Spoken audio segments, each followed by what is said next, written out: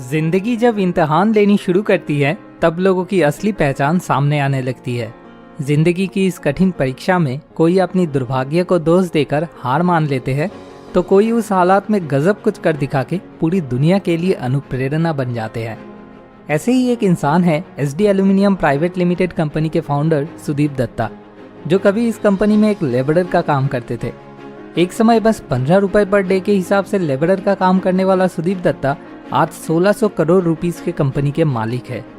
कैसे अपने हार्डवर्क और बर्निंग डिजायर के दम पे उन्होंने इस इम्पॉसिबल को पॉसिबल किया, वही स्टोरी आज मैं आपके साथ शेयर करूंगा। तो चलिए शुरू करते हैं। 1972 में वेस्ट बंगाल के दुर्गापुर नाम के एक छोटे से शहर में सुदीप दत्ता का जन्म हुआ था। उनके पिताजी आर्मी में थे। 1971 में इंडो पाकिस्तान वॉर में गोली लग जाने की वजह से उनके पिताजी पैरालाइज्ड हो गए थे। रोजगार के लिए तब उनका पूरा फैमिली सिर्फ उनके बड़े भैया के ऊपर डिपेंडेंट हो गया था। लेकिन कुछ ही दिन बाद उनके बड़े भैया की भी तबीयत बिगड़ने लगा था। फैमिली की फाइनेंशियल सिचुएशन बहुत ही खराब रहने की वजह से बिना इलाज के ही उनके बड़े भैया की डेथ हो जाती है। अपने बेटे की चले जाने की गम में उनके पिताजी भी कुछ दिन बाद गुजर जाते हैं, जिस वजह से सिर्फ 17 साल की उम्र में सुदीप जी के ऊपर अपने 4 भाई बहन के साथ साथ अपनी पूरी फैमिली की जिम्मेदारी आ जाती है। इस समय हर रोज जिंदगी के साथ जंग लड़के उनकी फैमिली को सरवाइव करना पड़ रहा था। ऐसे में तब सुदीप जी के पास 2 ही ऑप्शंस बचे थे, पढ़ाई छोड़ के रिक्शा चलाना शुरू करना या फिर किसी होटल में वेटर का काम करना। लेकिन उन्होंने तीसरे ऑप्शन को चुना। अपने दोस्तों की बात मान के और अमिताभ बच्चन की कहानी से इंस्पायर होके ड्रीम सिटी मुंबई की टिकट खरीद के वो मुंबई के लिए निकल जाते हैं। वो कहते हैं बचपन से ही बड़ा कुछ कर दिखाने का जज्बा लाइफ में ऐसे सिचुएशन में भी उन्हें तीसरा रास्ता चुनने के लिए मजबूर किया था। 1988 में मुंबई पहुंचने के बाद 15 रुपए पर डे के हिसाब से वो एक लेबरर का काम करना शुरू करते हैं। तब उनका काम था पैकेजिंग, लोडिंग एंड डिलीवरिंग। काम के बीच बीच में वो बिजनेस की प्रोसेस को समझने लगे थे। तब उस कंपनी में उनके ही जैसे और भी 12 वर्कर्स थे। बड़ी ही मुश्किल में उनका दिन गुजर रहा था। 20 लोगों की एक कमरे में सो के उन्हें रात गुजरना पड़ता था, जहाँ पे सब सो जाने के बाद हिलने के लिए भी कोई जगह नहीं बचता था। ऐसे 2-3 साल गुजरने के बाद 1991 में उनके फैक्ट्री के मालिक को एक बहुत बड़ा लॉस से गुजरना पड़ा। इसलिए फैक्ट्री के मालिक ने उस फैक्ट्री को बंद कर देने का डिसीजन ले लिया और यही से शुरू हुआ सुदीप दत्ता का एंटरप्रेन्योरशिप जर्नी। वो इस मौके का इस्तेमाल करके अपने सारे सेविंग्स और दोस्तों से कुछ पैसे उधार लेके 16,000 रुपए इकट्ठा करके अपने फैक्ट्री के मालिक के पास पहुंच गए थे उस फैक्ट्री को खरीदने के लिए। लेकिन एक फैक्ट्री खरीदने के लिए उतना पैसा काफ़ी नहीं था। लेकिन फिर भी क्योंकि फैक्ट्री के मालिक को नुकसान से गुजरना पड़ रहा था, वो उसी पैसों में मान गए थे। लेकिन एक शर्त पे, अगले 2 साल तक उस फैक्ट्री से जितना भी मुनाफा होगा वो सारे पैसे सुदीप जी को उस फैक्ट्री के मालिक को देना होगा।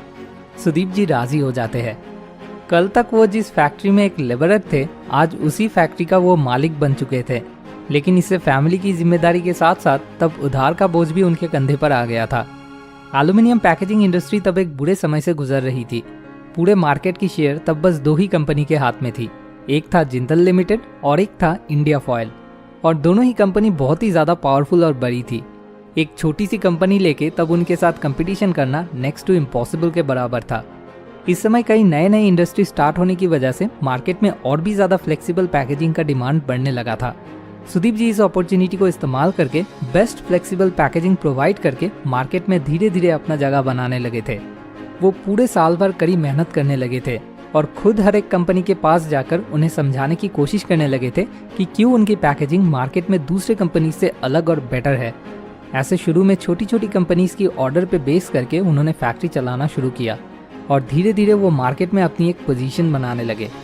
इसके बाद फिर जब सन फर्मा, नेस्ले जैसे बड़े बड़े कंपनी से ऑर्डर आने लगे, फिर उसके बाद से सुदीप जी को जिंदगी में कभी भी पीछे मुड़ के नहीं देखना पड़ा। फाइनली उनको अपनी जिंदगी में सक्सेस मिलना शुरू हुआ था। लेकिन इसके कुछ ही दिन बाद अनिल अग्रवाल का वेदांता कंपनी पैकेजिंग इंडस्ट्री में अपना कदम रखता है। वेदांता उस टाइम बड़ी कंपनीज में से एक था। उनके साथ मार्केट में टिके रहना सुदीप जी के लिए एक और बड़ी चैलेंज बन के निकला था। लेकिन इस बार भी सुदीप जी हार ना मान के बहुत ज़्यादा मेहनत करके प्रोडक्ट क्वालिटी को कई गुना बढ़ाने में कामयाब भी हुए। आखिर में वेदांता कंपनी को सुदीप दत्त के सामने हार मानना पड़ा और 2008 में 130 करोड़ रुपीस के साथ सुदीप जी वेदांता के पास से उस कंपनी को खरीद भी लेते हैं। इस डील के बाद वेदांता कंपनी पैकेजिंग इंडस्ट्री से हमेशा के लिए निकल जाते हैं जो सुदीप जी के लिए अपनी ज़िंदगी में लिया हुआ सबसे इम्पॉर्टेंट डिसीजंस में से एक था। इसके बाद वो अपनी कंपनी को जल्दी जल्दी आगे बढ़ाने की कोशिश में लग जाते हैं और फर्मा पैकेजिंग इंडस्ट्री में खुद का पहचान बनाने लगते हैं। 1998 से लेकर 2000 के बीच में वो कलकत्ता के साथ साथ और भी कई शहरों में टोटल 12 प्रोडक्शन यूनिट की स्थापना किए थे। आज सुदीप दत्ता की SD aluminium private limited company aluminium packaging industry में इंडिया की नंबर 1 कंपनी बन चुकी है और कुछ ही सालों के अंदर वर्ल्ड के top 2 packaging companies Unilever and PNG के साथ SD एल्यूमिनियम का नाम भी एक ही जगह पे आने वाली है, ऐसी ही उम्मीद रखते हैं SD एल्यूमिनियम के फाउंडर सुदीप दत्ता। इसके साथ साथ बॉम्बे स्टॉक एक्सचेंज और नेशनल स्टॉक एक्सचेंज में भी SD एल्यूमिनियम अपनी जगह बना चुकी है। सुदीप दत्ता की इस एक्स्ट्राऑर्डिनरी थिंकिंग के लिए उन्हें पैकेजिंग इंडस्ट्री की नारायण मूर्ति भी कहा जाता है।